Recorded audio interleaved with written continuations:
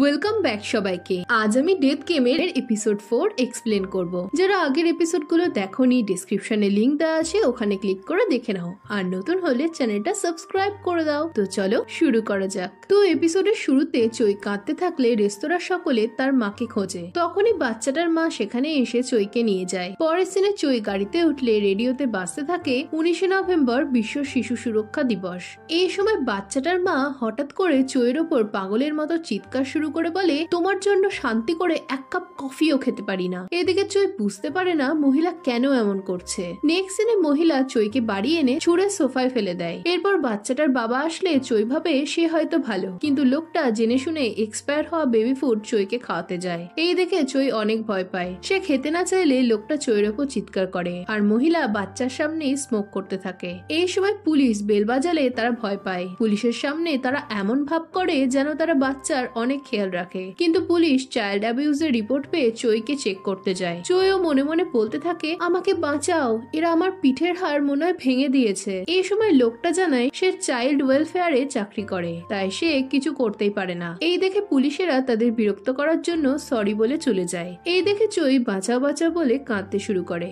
এদিকে বাচ্চাটার মা এসবে বিরক্ত হয়ে চইকে আছাড় মেরে ফেলে দেয় আর বলে, তুমি জন্মানোর পর থেকেই আমার কোনো কিছু ভালো যাচ্ছে না, সব তোমার ফল্ট। এই বলে বালিশ চাপা দিয়ে তারা বাচ্চাটাকে মেরে ফেলে। নেক্সট সিনে চই জেগে উঠলে অনেক আপসেট হয়ে যায়। তার কাছে আর 6টা রাউন্ড ছিল। চই ডেথকে বলে, এরকম লোক প্যারেন্টস হয় কেন? কি করে ওরা নিজের বাচ্চাকে মারতে পারলো? ডেথ বলে, সবকিছুই সম্ভব। তুমি তোমার লাইফকে টেকেন ফর গ্রান্টেড নিয়েছিলে, কিন্তু দেখো তো বাচ্চাটা কোনো সুযোগই পেল না। এই শুনে চই চিৎকার করে। এরপর সে ডেথকে তাকে নেক্সট রাউন্ডে পাঠাতে বলে। এতে ডেথ বলে, আমি বুঝতে পারছি না তোমার হঠাৎ করে এত তাড়া কিসে পড়লো। মানুষ মারা যাওয়ার পরই তার বাঁচার ইচ্ছা জাগে। এদিকে চই ভাবতে থাকে, আমি যাই করি না কেন তাতে তোমার কি, তুমি কেবল আমায় শুট করো। এদিকে ডেথ বলে, তুমি কি করবে আমার তাতে কোনো যায় আসে না। এই শুনে চই অবাক হয়ে যায়। সে বোঝে না ডেথ তার মনের কথা কিভাবে বুঝলো। ডেথ বলে, আমি তোমার কাজ থেকে বুঝতে পারছি তুমি যতই স্ট্রাগল করো না কেন শেষে গিয়ে তুমি মরেই যাবে, কিন্তু মনে রাখো তুমি যদি কাউকে মারতে যাও তবে আমি তোমার বিষয়ে হস্তক্ষেপ করতে বাধ্য হব।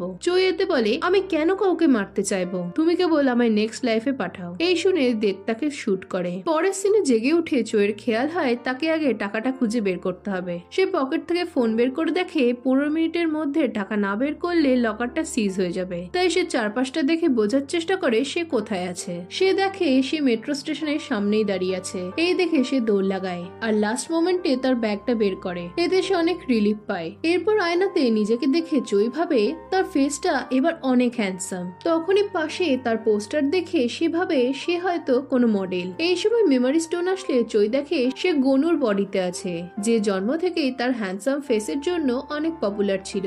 আর এই লুকের জন্যই সে অনেক বড় মডেল আর তার টাকার কোনো অভাব নেই। এটা জেনে চই স্মাইল করে।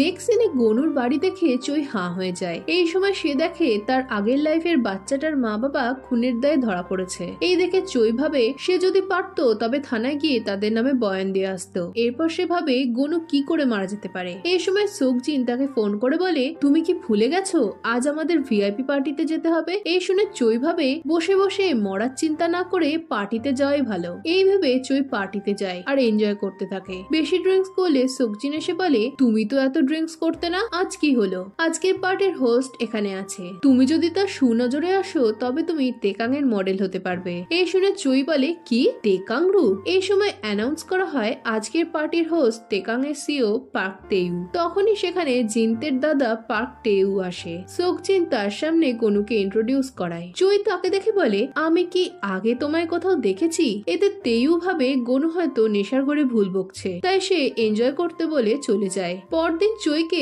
একজন ঘুম থেকে তুললে চই ভাবে এটা হয়তো গনুর দাদা। চই নেশা করেছে দেখে গনুর দাদা বলে, তুমি নেশা করেছো? তুমি কি ভুলে গেছো যে তুমি এক সপ্তাহ ক্যাফে সামলাবে? এই শুনে চই হাঁ হয়ে যায়। নেক্সট দিনে চই ক্যাফেতে কাজ করে। সে মনে মনে ভাবে, কাল থেকে গনুর দাদা তো থাকবে না, তাই কাল থেকে আমাকে আর এত কাজও করতে হবে না। এই ভেবে খুশি হলে তখনই ক্যাফে বার্থডেতে চোয়ের গার্লফ্রেন্ড যিশু আসে, আর এতদিন পর যিশুকে দেখে চোই হাঁ হয়ে যায়। তার যিশুর সাথে কাটানো মুহূর্তগুলো মনে পড়তে থাকে। এখানে 5 সিনে দেখি কলেজে পড়ার টাইমে একদিন যিশু যেতে থাকলে তার হাতের কাগজগুলো হাওয়ায় উড়ে চোয়ের কাছে পড়ে, আর এই সময়ই তাদের প্রথম দেখা হয়। আর প্রথম দেখাতেই চোই যিশুর প্রেমে পড়ে যায়। এখন বর্তমানে চোই যিশুকে হাঁ করে দেখেই যাচ্ছিল।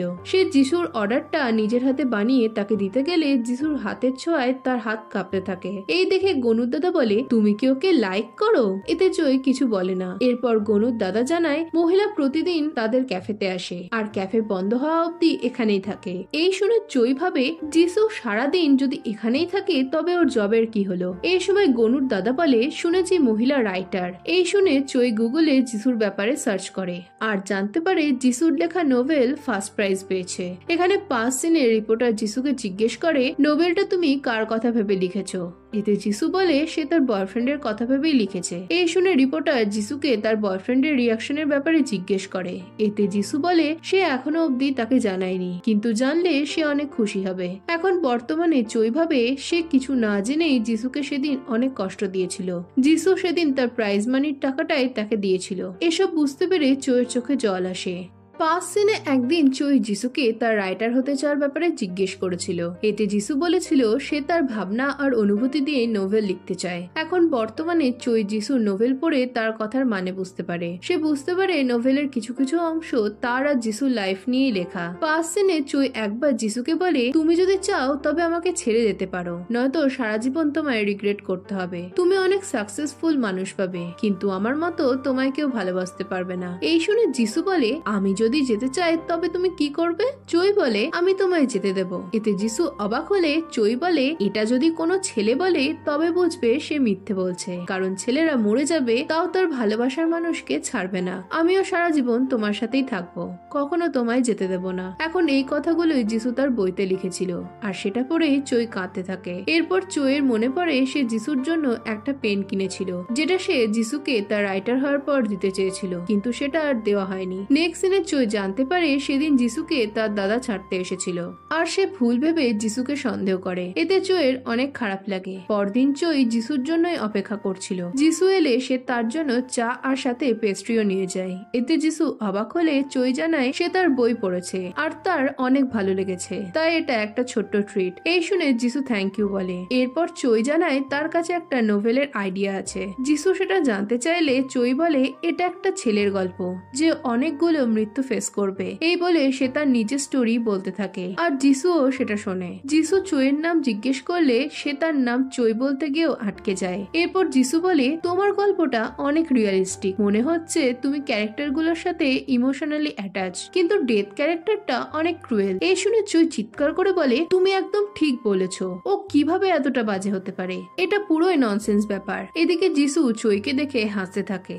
এরপর যিশু তাকে গল্পের মেন ক্যারেক্টারের নাম জিজ্ঞেস করে। এই শুনে চোই আবারও আটকায় আর বলে সে এখনো নাম ঠিক করেনি। এরপর চোই যিশুর অটোগ্রাফ নিলে দেখে এটা সেই পেন যেটা সে যিশুকে দেবে বলে ভেবেছিল। যিশু জানায় এটা তাকে একজন গিফট করেছে। এখানে দেখানো হয় চোয়ের মারা যাওয়ার পর তার মা যিশুকে এই পেনটা দিয়েছিল, আর এটা পেয়ে যিশু অনেক কাঁদে। এরপর থেকে ডেলি চোই যিশুর জন্য অপেক্ষা করত আর তার সাথে নোভেল নিয়ে আলোচনা করত। একদিন যিশু বলে, তোমার গল্পের মেন লিড তার মার সাথে কখনো দেখা করেনি কেন? চোই জানায় কারণ সে তার মার সামনে দাঁড়াতে পারবে না, তার মনে হয় এটা অনেক পেইনফুল। এরপর যিশু বাকিটা পরে শুনবে বলে চলে যায়। তখনই বৃষ্টি শুরু হলে চোই যিশুকে ছাতা দেয়। নেক্সট সিনে চোই ক্যাফেতে থাকলে অ্যাম্বুলেন্স যেতে দেখতে পায়। তখনই দুজন কাস্টমার বলাবলি করতে থাকে, আমার মনে হয় সে অ্যাক্সিডেন্টে মারা যায়নি। এই শুনে চোই যিশু ঠিক আছে কিনা দেখার জন্য বেরিয়ে পড়ে। তার মনে পড়ে ডেথ বলেছিল সে এবার থেকে যন্ত্রণাদায়ক মৃত্যু পাবে। অ্যাক্সিডেন্টের জায়গায় চোই যিশুর ছাতাটা দেখতে পেয়ে অনেক ভয় পেয়ে যায়, কিন্তু সে উল্টো দিকে যিশুকে সুস্থভাবে দাঁড়িয়ে থাকতে দেখে। পরের সিনে যিশু চোইকে তার এরকম ব্যবহারের কারণ জিজ্ঞেস করলে সে জানায় সে ভেবেছিল তার খুব কাছের একজনের হয়তো কিছু হয়েছে। এতে যিশু বলে, আমি তোমার চিন্তাটা বুঝতে পারছি, আমিও সেদিন এভাবেই ছুটে গিয়েছিলাম। চোই বলে, কোন দিন? এই সময় পাস্টের সিনে দেখি চোয়ের খবর পেয়ে যিশু পাগলের মতো হাসপাতালে ছুটে গেছিল।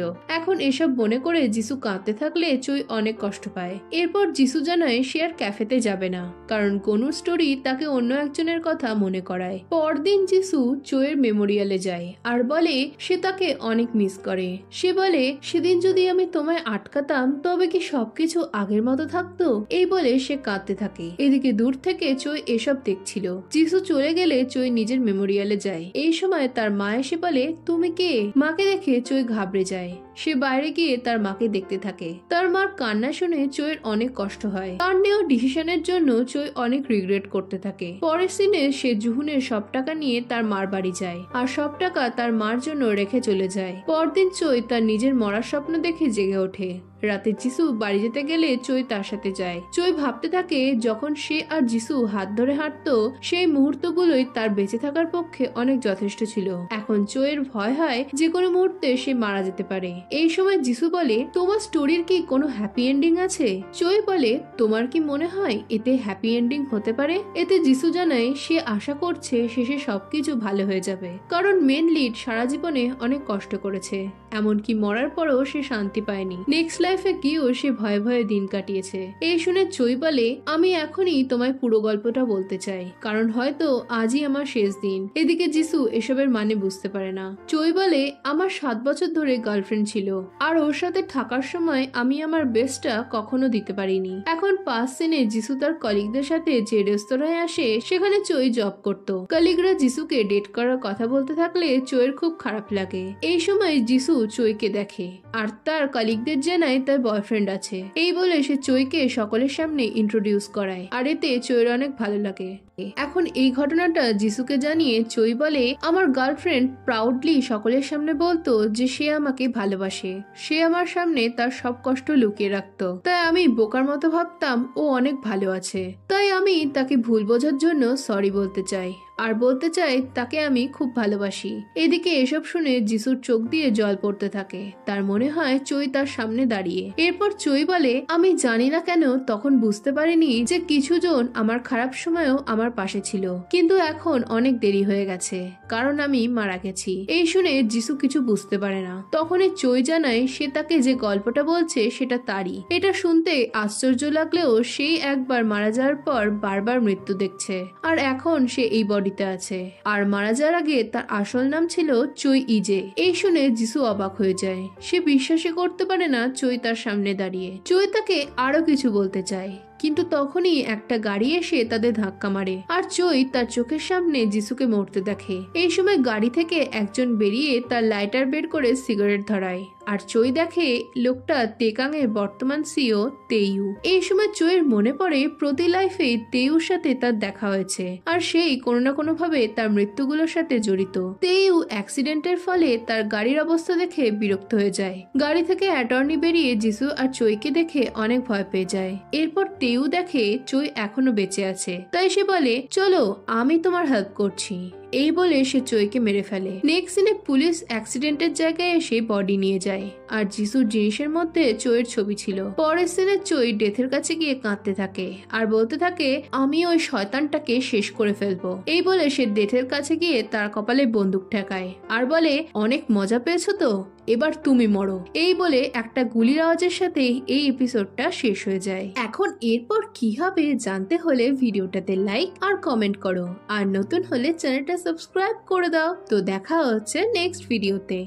বাই।